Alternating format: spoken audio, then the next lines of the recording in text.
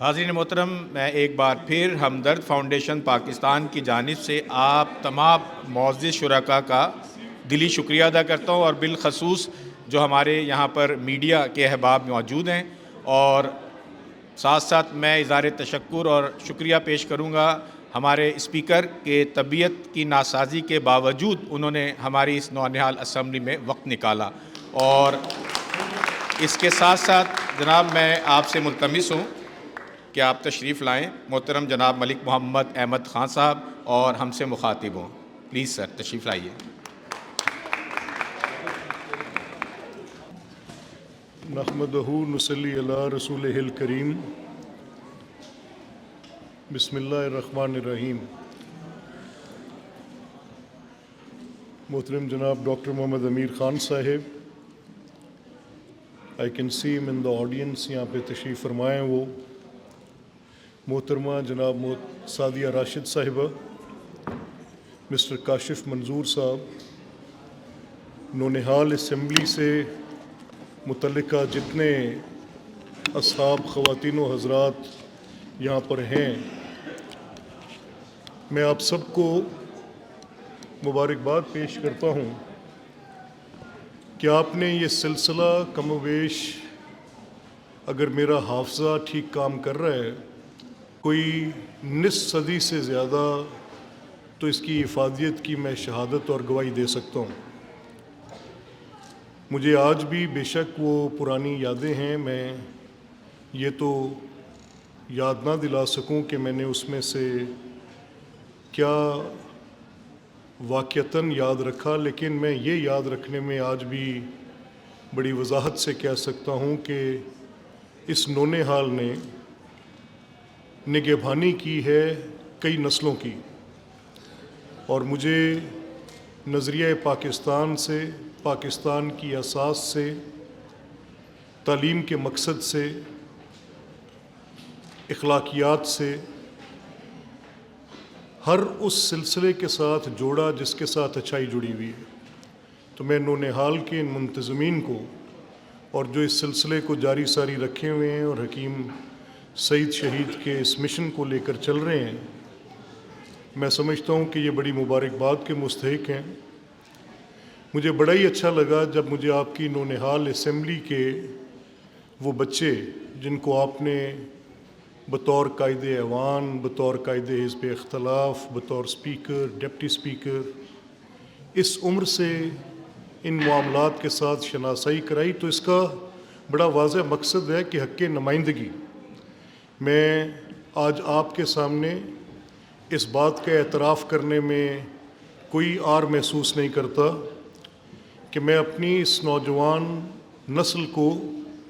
آئین سے متعارف نہیں کرا سکا، میں آئین کو اپنے مضمون کے طور پہ نصاب میں شامل کر ہی نہیں پایا۔ تو میں توقع کیا کروں کہ جن کو آئین سے کبھی شناسائی نہیں رہی، جن کے نصاب کا یہ حصہ ہی نہیں رہا،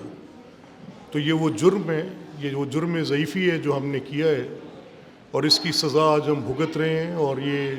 جب تک درست نہیں کریں گے یہ سزا ہم بھگتتے رہیں گے۔ ان نامساعد حالات میں بھی نونہال نے اپنا کردار ادا کیا۔ میں نے ان بچوں کی آنکھوں میں وہ چمک دیکھی ہے، میں نے ان کی آنکھوں میں یہ امید دیکھی ہے کہ انشاءاللہ کل جب یہ اس جگہ پر ہوں گے جہاں ہم ہیں، تو ہم سے بہتر انداز میں یہ نظم چلا سکیں گے۔ مجھے آج یہ بھی آپ سے اس بات کا بھی اعتراف کرنا ہے کہ ہمدرد کی اور اس نونہال اسمبلی کی پروان چڑھائی نسل میں آج بھی پاکستانیت کا جذبہ بہت شاندار طریقے سے موجود ہے، اور جہاں کہیں ہم نے یہ سفر چھوڑا ہے وہاں پر کچھ سوالیہ نشان ہیں۔ میں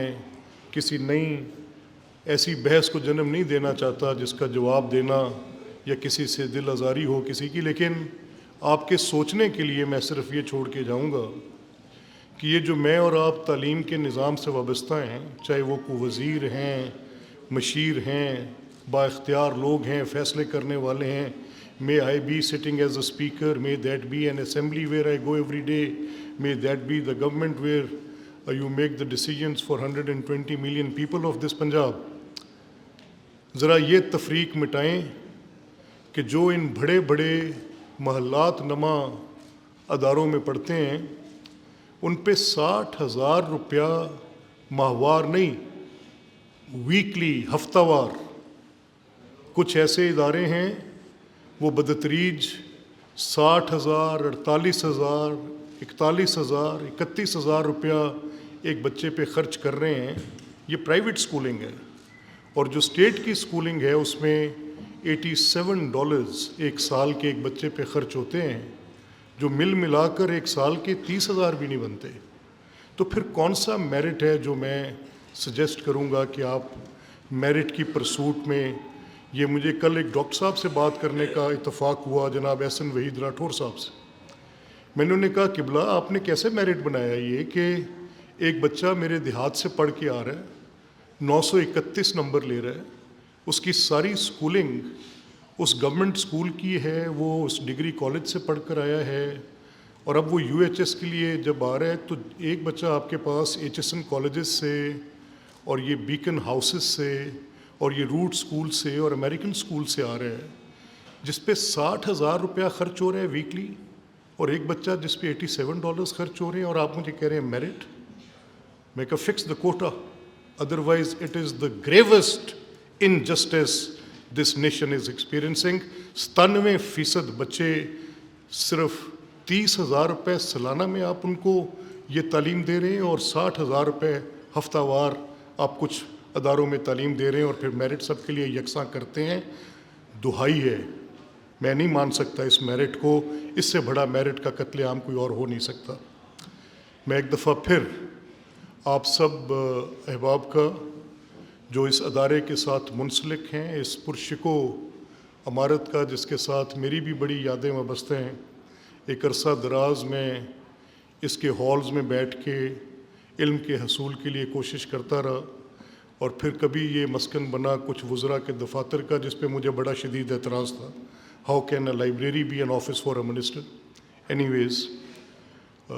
میں آپ سب منتظمین کا ایک بار شکریہ ادا کرتے ہوئے